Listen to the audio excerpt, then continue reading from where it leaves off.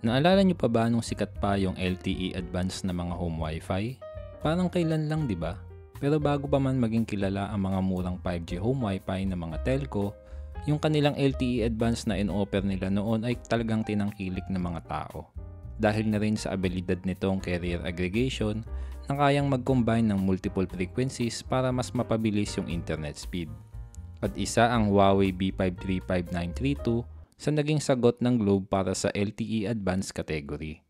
Welcome sa Network Enthusiast PH at sa ating video ay ating babalikan ang B535932 prepaid home Wi-Fi ni Globe.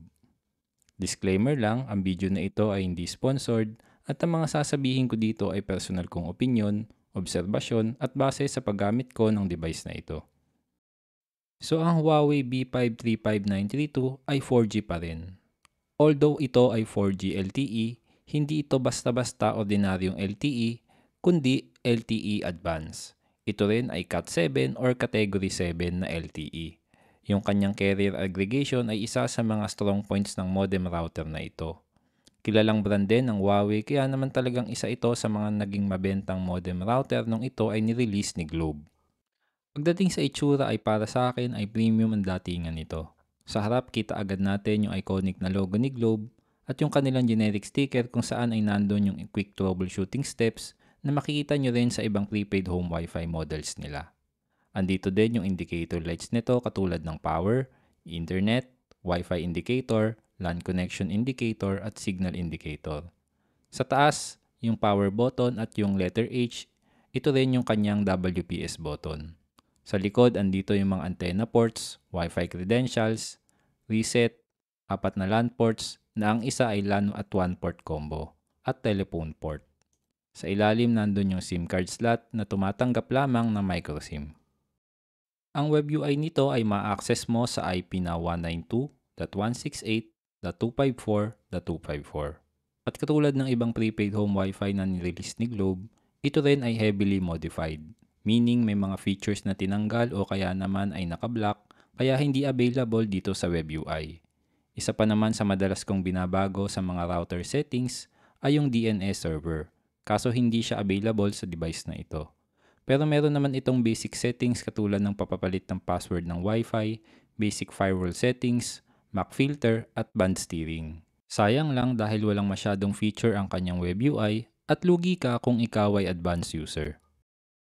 Pagdating sa specs at katulad ng sabi ko kanina, ito ay Category 7 LTE kaya mas mabilis ito kumpara sa tradisyonal na LTE Wi-Fi router. Meron din itong 5 GHz Wi-Fi band para sa mga bandwidth extensive tasks. Ngayon, according kay Huawei, ito rin ay naka-gigabit port na. Pero personally, yung pinaka-paborito ko dito ay ang pagkakaroon nito ng antenna ports. Kasi alam naman natin na location-based ang mga ganitong device. And sa paglalagay ng external antenna sa mga modem na ito, ay nakakatulong itong mapalakas yung reception ng cellular signal para sa mas magandang internet experience. Pagdating sa performance, medyo mabagal nga lang ang Globe sa aking area. Pero ito ang speed test ng modem router na ito sa Ookla. At ito naman sa fast.com.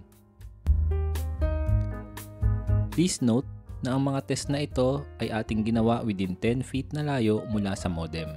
Also, ang mga result din na maaari nyong makuha ay maaaring iba dahil na rin sa mga dahilan katulad ng layo nyo sa cell tower, congestion, speed limit ng mga promo na inavail at iba pa.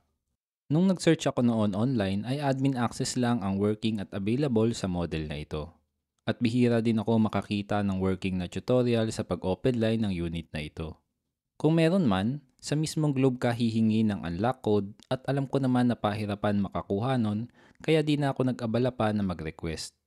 Mas magandang bumili na lang ng unlock na unit online o bumili ng modem ng telco na napupusuan nyo para maiwasan yung sakit ng ulo at hassle sa pagpapa-unlock. Sa mga cons nito, pinakaayoko yung sobrang lackluster ng kanyang web UI. Sa totoo lang, daming feature na wala katulad ng bridge mode, parental controls, DNS server at iba pa. Sayang yung ganda ng hardware specs nito kung hindi naman akma or tugma yung mga settings na available sa web UI. Although gigabit ang mga Ethernet ports nito, hindi naman nalampas ng 100 Mbps ang speed na aking nakukuha sa unit na ito, so sayang yung kanyang potential. Sinubukan ko rin siyang gawing router only, meaning dinisable ko yung cellular signal at kinabit ko yung internet from Sky Fiber papunta sa kanyang one port. Pero sa kasamaang palad ay hindi ito gumagana at dahil walang masyadong option sa kanyang web UI, kaya wala ring option para i-enable yung kanyang one port. In short, aasa ka talaga sa kanyang SIM card at cellular signal para sa internet connection. In conclusion, kung 4G signal lang ang meron sa lugar nyo, ay solid na choice pa rin itong B535932 dahil sa pagiging Cat7 nito. Yun nga lang di ka na makakabili nito sa official store ni Globe dahil hindi na ito ino-offer. At sa mga third-party resellers or sa second-hand market ka na lang makakakuha. Recommended ko rin ito sa mga regular internet users na hindi mahilig sa masyadong heavy configurations ng setting sa kanilang router and gagamitin lang na normal home wifi ang device na ito na merong basic configuration. Kung Globe yung okay na signal sa inyo at yung promo ni Globe ang gusto mo, recommended ko to sa inyo na ito na lang ang modem router na bilhin nyo ngayong 2025 kumpara sa mga 4G home wifi ngayon na lackluster dahil karamihan ay walang antenna ports at hindi rin LTE advanced. Lastly, bumili rin kayo ng third-party antenna sa modem router na ito para mas ma-maximize nyo talaga yung kanyang potential. Huwag nyo rin kalimutan na bumili ng pang-home wifi na SIM ni Globe kung nais nyong bumili nito as second hand.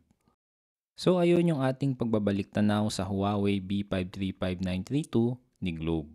Nga pala, huwag niyong kalimutang mag-like at mag-subscribe at i-click yung bell icon dahil malaking tulong yon para masuportahan yung channel natin. Salamat sa panonood.